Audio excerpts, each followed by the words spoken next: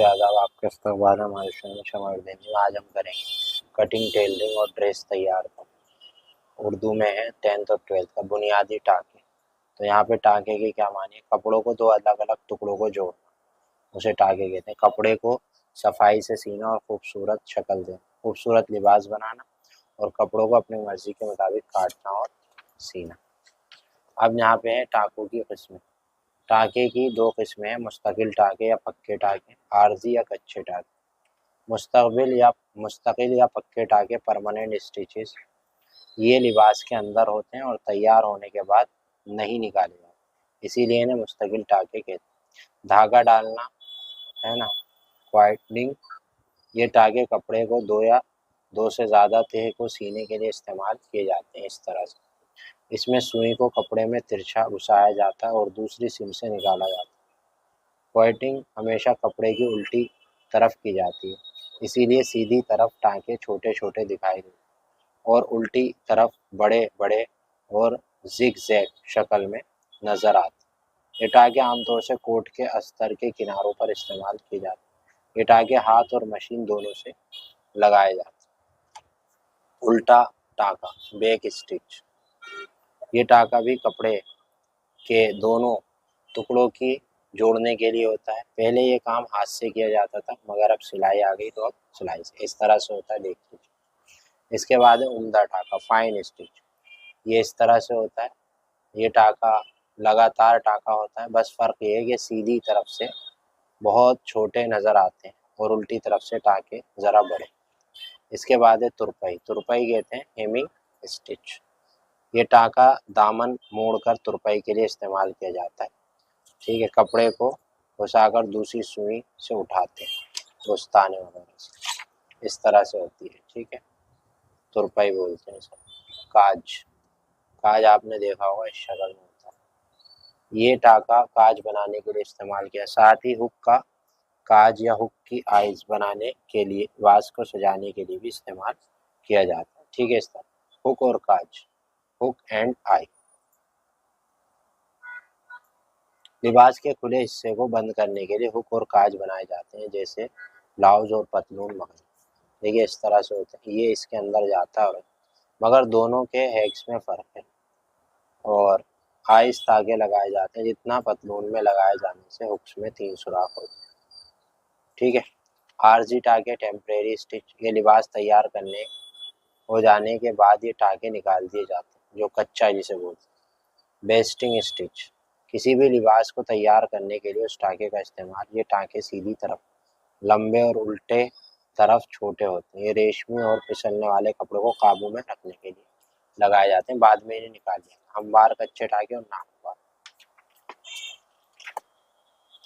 इसके बाद है तिरछे टाके। तिरछे टाके वो टाके इस्तेमाल होते हैं जहाँ दो कपड़े एक दूसरे से चिपका ना हो, इससे काम तेजी से होता है और ये टाका स्त्री और बुकरम को कपड़े के नीचे और कपड़े के बीच में रोकने के लिए इस्तेमाल होते हैं। लगातार टाके, रनिंग स्टिच, ये टाके बिल्कुल आरजी टाकों जैसे होते हैं, इसमें सीधी और उल्टी दोनों तरफ टाके बिल्कुल बराबर होते हैं। ये टाके चीटे डालने के लिए और छोटे नाजुक गोलाई बनाने के लिए किए जाते हैं।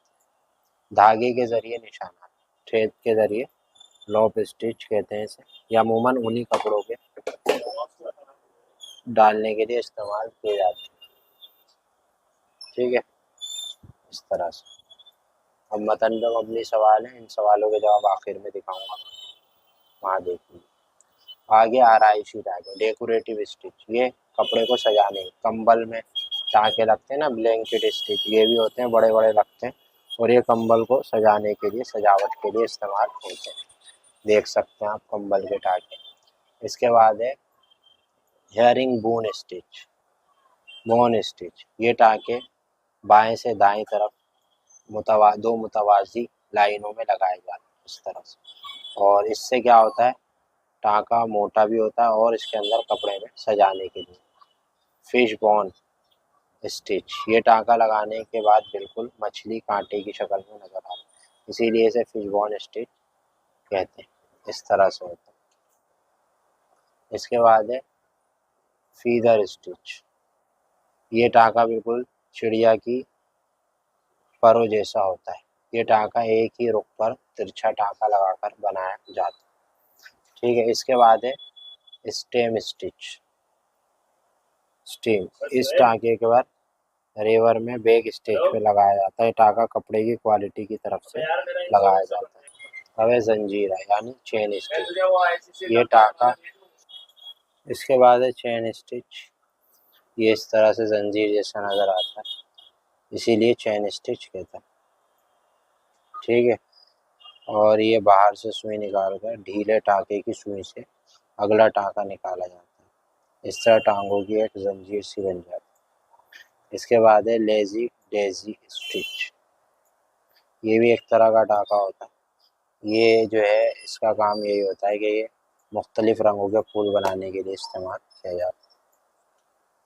फिर है साट स्टिच। इस टाँके का नाम साट के कपड़े के नाम पर रखा है, क्योंकि ये साइन ही की तरह नर चिकना है। इसमें टाँके एक दूसरे के बहुत करीब लगाए जाते हैं और आखिर में सफाई के साथ टाँके को बांध दिया जाता है। अब है क्रॉस स्टिच। इस टाँके में मैटी स्टिच भी कहते हैं। इसमें दो तिरछे टाँके एक दूसरे के ऊपर लगाए जाते हैं इस तरह से।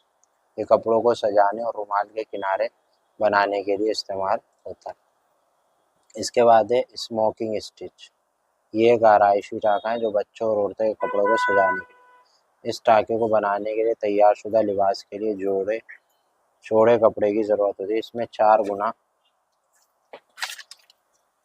चौड़ा कपड़ा लगाया जाता है और इस पर बिल्कुल एक दूसरे के ऊपर बराबर के टाँके लगाकर इन्हें खींच लिया जाता है, जिससे छींटे गेदर पड़ जाते हैं और कपड़े पर गिराफ पेपर लगाकर टाँके लगाने से सफाई ज़्यादा होती है। आईलेट स्टिच है, इस तरह से होता है। ये टाँके पट्टी के कोट के निचले हिस्से और आस्तीन की सजावट के लिए होते हैं, इस तरह से।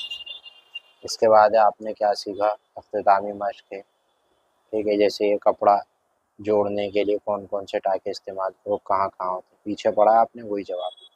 किसी कपड़े को सिकुड़ने से बचाने के लिए आप क्या करेंगे, शुरू कर देंगे उसे। तो पीछे सवाल था, उसका जवाब आप यहाँ देख सकते हैं। तो ये वाला चैप्टर पूरा हुआ। Thank you.